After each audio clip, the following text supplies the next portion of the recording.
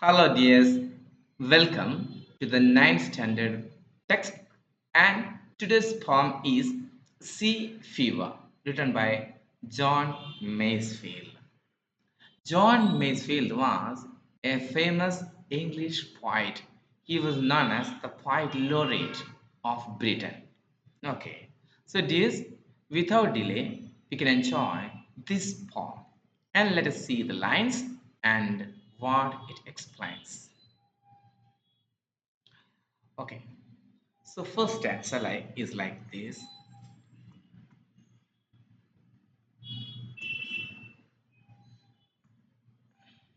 Yeah, what is it?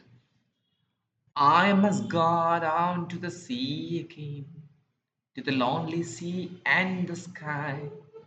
And all I ask is a tall ship and a star to steer her by. And the wheels kick, and the wind song, and the white sails shaking. And the grey mist on the sea's face, and the grey dawn breaking. And the grey dawn breaking. I must go down to the seas again. The poet here, the storyteller or the speaker. Who is the speaker? The speaker is a mariner. He is a sailor. He wants to go to the sea again, so he is a mariner and he has a lot of service. And he says, I don't want to stay in the inland now, but I must go down to the sea again. Where where does he want to go? To the lonely sea in the sky. The sea is lonely. There is no one in the sea. See, there is no disturbance of the people, or there is no noisy like things in the city or in our country. So, and he wanted to go to the sea, to the lonely sea and the sky. So he want to explore, he want to enjoy the freedom, he want to enjoy the freedom that he gets from the sea. Here sea and the sky is, I think, his constant companions, and he want to get much relaxed from these things. And all I ask is a tall ship and a star to steer her by.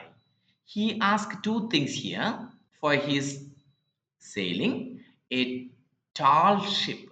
A tall ship means that is a very powerful, very strong one, and capable of exploring, capable of struggle, hardship. So he need a tall ship, and he need a star in the sky to lead.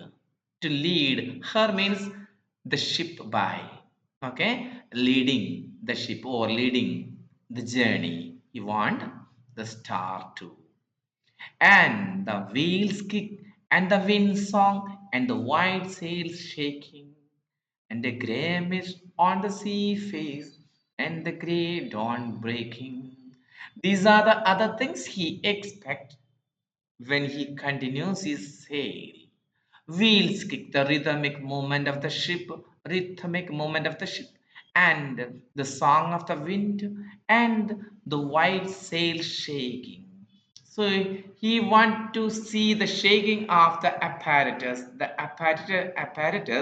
that catches the wind and it moves the ship forward. That is sail. So the color is white. So he need the white sail shaking and the wind song and the wheels kick. These are the other things he need when he continues his journey, and he need a grey mist on the sea's face.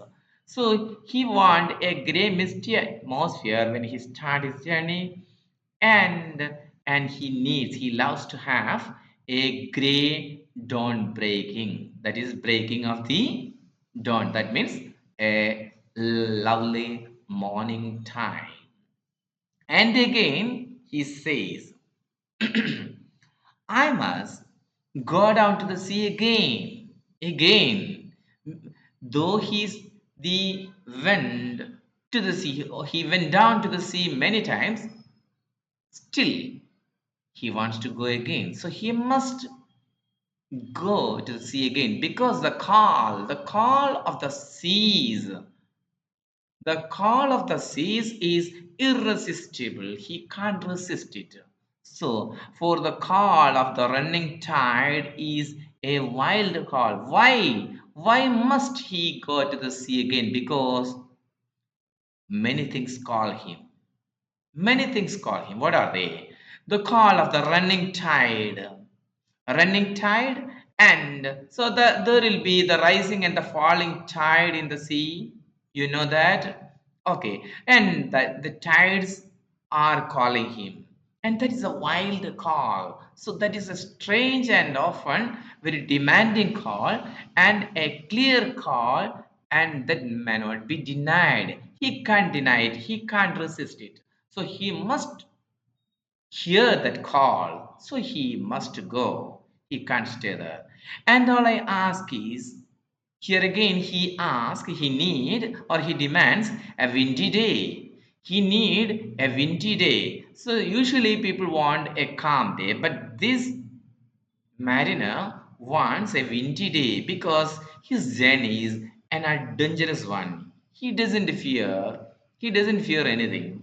So he take everything for granted. So and all he asks is a windy day and white clouds flying.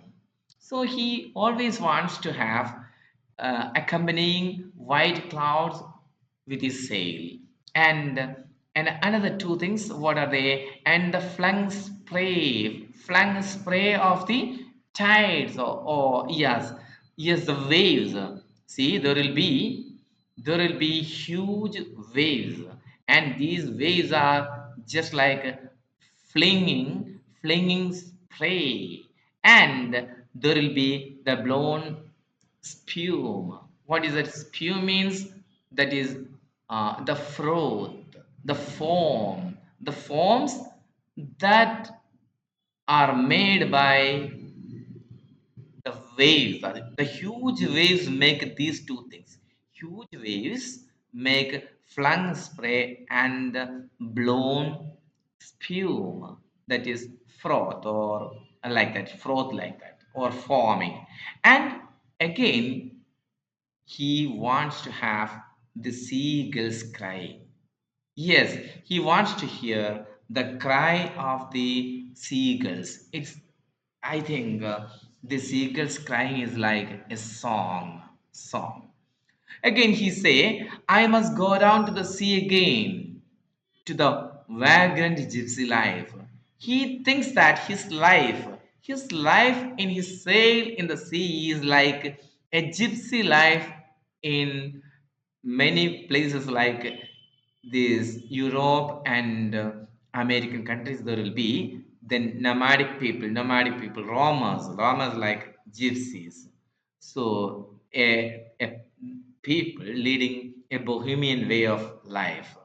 So he is just like a gypsy people when he is in the sea. He loves it too much. And I must go down to the sea again, to the vagrant gypsy life, to the gulls way and the whales way, where the wind is like a whetted knife. So he wants to go to the gulls way, which way he wanted to go down, or which way he wants to continue his journey. He wants to continue his journey through the gull's way and the whale's way. Gull means seagulls. See, seabirds are there, and there will be see huge type of sea animals or sea fishes like whale's way, where that means in these places wind is like a whetted knife, a very sharp knife. So he always wants to have an adventurous life. That is why he need a windy atmosphere. Like the wind is just like a very sharp and very pointed knife. Okay. And all he asks is a merry yarn from a laughing fellow rover. He also want to have a company of a fellow traveler. That is a fellow rover. Fellow rover means a fellow roamer, a roaming man, a traveler. Uh, And the traveler should be very happy. He should be a laughing one. So, and a merry fellow, yes, a witty fellow he needs, and all he asks for a Marian. A Marian here, Marian means uh, story.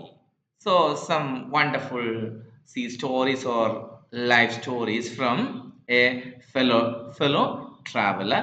And again, at last, he need a quiet sleep, a very quiet sleep, and sea dream, maybe about the sea experiences again. So, and he need a quiet sleep and a sweet dream when the long trip is over. The when the long trip is over means this long trip may be journey's time. That means after a long journey, like or long trips may be the simple of the first 2 to 4 hours of a journey when the ship is kept stabilized. Okay, so that time is called as a long tricks over. See, at the time of long tricks, the sailor can't sleep or take rest because he must be a watcher. He must know all the things, whether the weather conditions or the ship and everything is okay. So that 2 to 4 hours is called a long trip. So maybe. Anyway, after a long journey, he wants to have a quiet sleep and a sweet dream. So totally,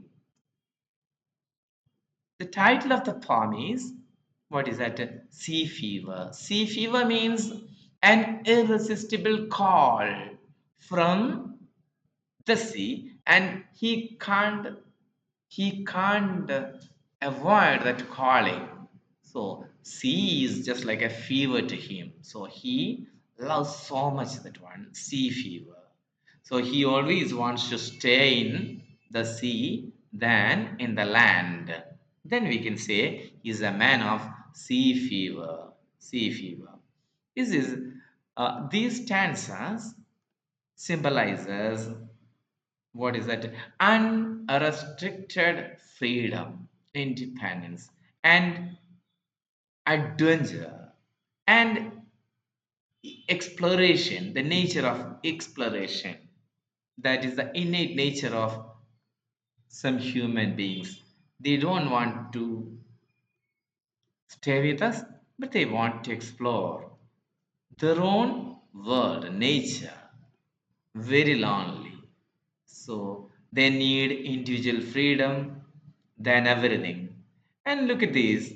Okay, now let us think about a few points about the poetic devices. See, look at this. How does each line ends with sky by shaking breaking.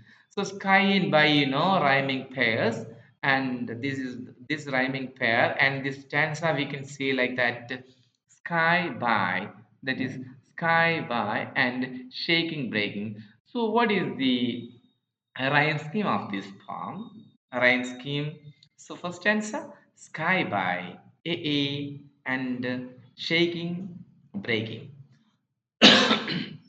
Shaking and breaking, BP. Again, tide, denied. Tide and denied, that is CC. And flying, crying, EE. Again, the last answer, life, knife.